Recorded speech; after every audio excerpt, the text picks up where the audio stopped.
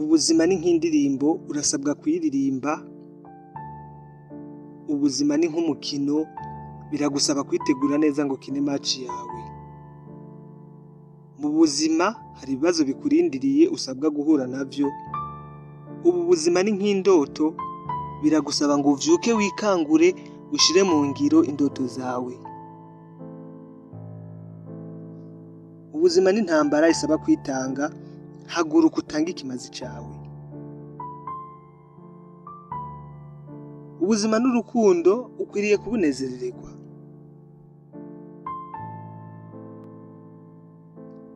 Ibibazo ugenda uhura navyo mu buzima bihari ngo bikwibutse intumbero y'ubuzima bwawe mu kanya gato ufise hano kw'isi. Ubuzima ni nk'isezerano usabwa gushitsa, ntugaterwe isoni n'ivyo ukora. Igihe cose umara mu buzima ni igihe co kwiga no guhinduka. Uyu munsi uhagarike kubaho ubuzima bwawe nk'ahari ikintu gihora cisubiramo, gihora kigaruka. Iyi minsi uri mu buzima yibeho nk'ahari ya nyuma kuri wewe. Ivyakubayeko kera vyararangiye, vyaragiye, ubu vyabaye akahise. Kandi nakazoza ntiwokizera kuko ntuzi iminsi usigaje hano kw'isi. Imana yaduhaye ubuzima ngo tububemo neza uko dushoboye. Va muri uwo mwobo umwijima w'inzitane urimwo, hama nawe utange urubeho. Intumbero y'ubuzima ni ukwiteza imbere ukabaho neza nawe. Twese yaba jewe canke wewe duharanire kubaho neza, kubaho tunezerewe. Ico tubereyeho si ukurundanya ivyiza vyose ngo tubibone bigwiriye mu bubiko ari vyinshi, ahubwo no gukoresha neza ivyo dufise, twibuka no gusangira n'abadafise mu ntumbero yo gutuma n'abandi biyumva neza nkatwe. Nkiraha ndakwibutsa ko ubuzima ntibuba bwiza kubw'amahigwe, ahubwo buba bwiza kuko wewe wagize ibyo uhindura. Aha harimo gukora, kutazera inze n'ibindi.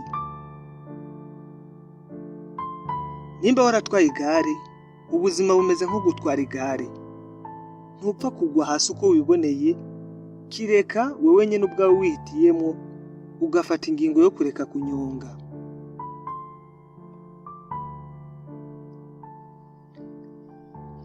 Umutwe utagira ubwenge uruhisha amaguru.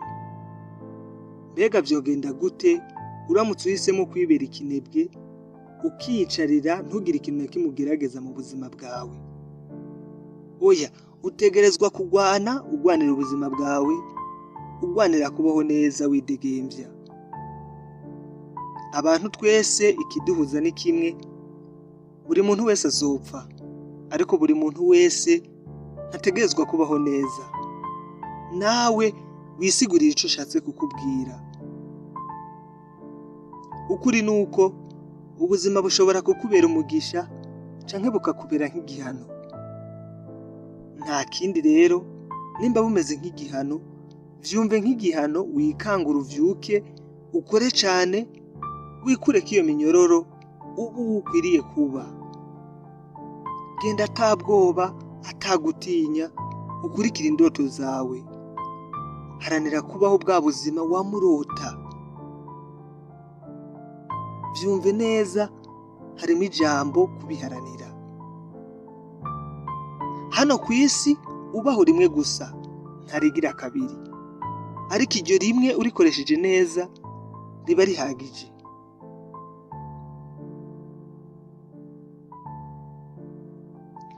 Nta muntu n'umwe abaho ubuzima bwiwe asubira inyuma. Raba imbere yawe niho kazoza kawe karyamye. Ubu buzima ni nk'icigwa buri muntu wese ategerezwa kwiga, kandi nta muntu n'umwe ashobora kukwigisha. Iminsi umara ugerageza ugasanga wakoze amakosa, iyo minsi ntukayicuze kuko uba wayikoresheje neza kuruta kuyimara wiyicariye ataco uriko urakora. Ikibazo numva wari ukwiriye kwibaza muri aka kanya, si nimba hariho canke hatariho ubuzima inyuma y'urupfu, ahubwo numva wari ukwiriye kwibaza nimba ubayeho canke ufise ubuzima imbere y'uko upfa. nturindira ibihuhusi ngo bigende kugira ngo ubeho, ahubwo kubaho no kwiga uko wotambira muri iyo miyaga n'iyo mvura y'urudaca. Ibibazo by'ubu buzima ntibyari bikwiriye kudusaza ngo ducike intege ngo twisange twarekuye, ahubwo byari bikwiriye kudufasha kumenya abo turi bo. Uko ubuzima bwawe bwaba bumeze kose, bwakire, ubusanganire, ububeho kandi neza.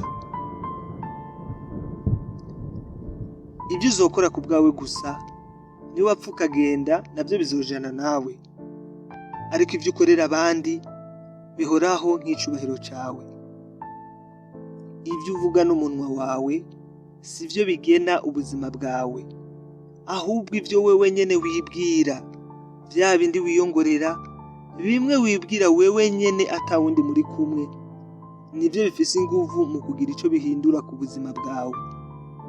Abantu bazokwibagira ibyo wavuze, abantu bazokwibagira ibyo wakoze, ariko abantu ntibazokwibagira uko watumye biyumva, yaba neza canke nabi. Ikindi ca nyuma, ntukareke ubuzima ngo buguce intege. Umuntu wese afise aho ageze uyu munsi, yahereye hahandi yarari kera ataharigeza. Ndagushimira kubabanye nanje. Aha ni Iwacu ku Muhana TV. Jewe nitwa Gusenga Derike. Kora subscribe cyangwa sabone nimba utarabikora. Ndakwifuriza ko uyu mwaka dutanguye uzokubera umwaka wo gukora, uzorondere kandi uzoronke, Imana izobigufashemo.